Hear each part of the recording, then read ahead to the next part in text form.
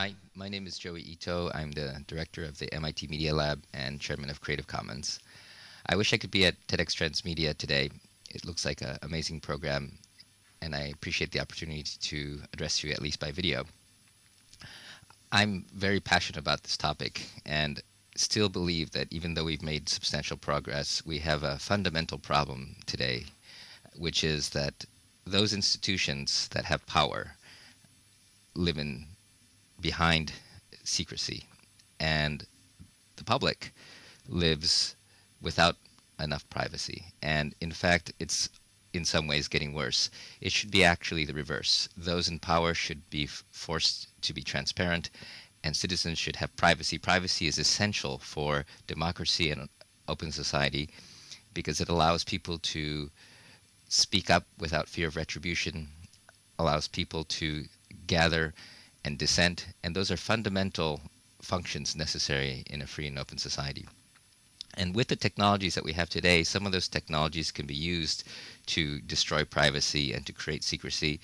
But as we know from WikiLeaks and many of the incidents around bloggers and social media, that the same technology can be used to force transparency and in some ways enhance privacy. But if nothing else, it gives voice to the people. And I think that voice is essential. In many ways, I think voice is more essential than votes, because voting is important, but as we know, for instance, from looking at the Wikipedia community, voting is what happens when you can't get to consensus. And voting is when you have a public that can't think together and speak up on its own behalf. Voting is what you do when you have to poll something about it. I think that we're getting to a point where the public will be able to discuss, deliberate, and decide and speak up. And in a way, I think the voice is the future of governance in many ways. I also think that as we think about transparency, I was watching videos today of the Wall Street, Occupy Wall Street movement, and watching the police being scrutinized and those in power scrambling around trying to avoid cameras and things like that. And it's counter-surveillance, as well as WikiLeaks and other online sources and all the censors that we have. It's making it very difficult for those in power, if we do it correctly, to hide behind secrecy. The thing is, I do feel sorry for some of those who are well-meaning institutions that have good intent, because in the old days you didn't have this transparency, and they don't have what I would call transparency robustness. I know, for instance, in open source, when you write an open source application or contribute to an open source project, you write and contribute in a way knowing that it's going to be scrutinized by everybody. You document it well, you format it well, you're well dressed.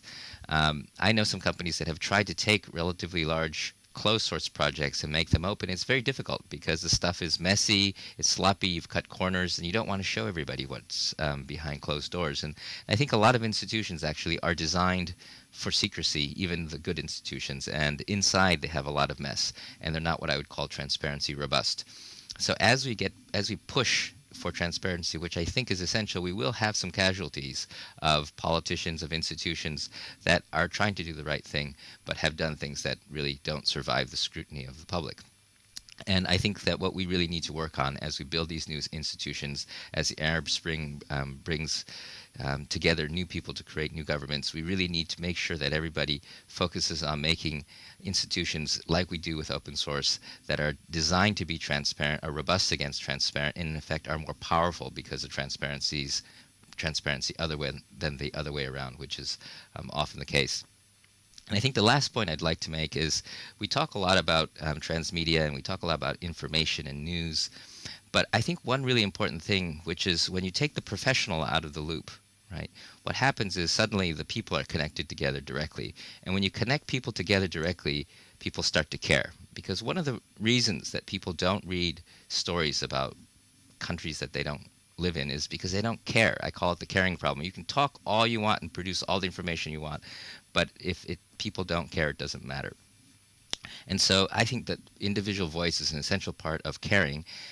But another really important part is if you look at the activism, the collective action, the Arab Spring, what Arab Spring is the sort of spread of courage, right? Everybody knows the right thing to do. They know that if they go out together collectively, that things will change. And in a way, if you look at my friends who are in Syria or the people who are in Tahrir Square in Egypt, they're almost fearless. And what we find is that whether it's the video of the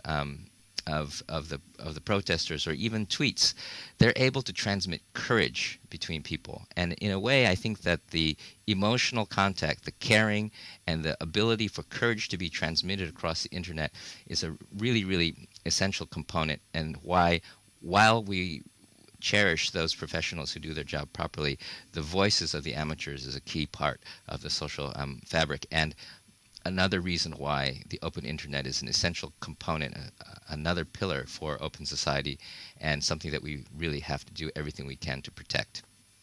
Thank you.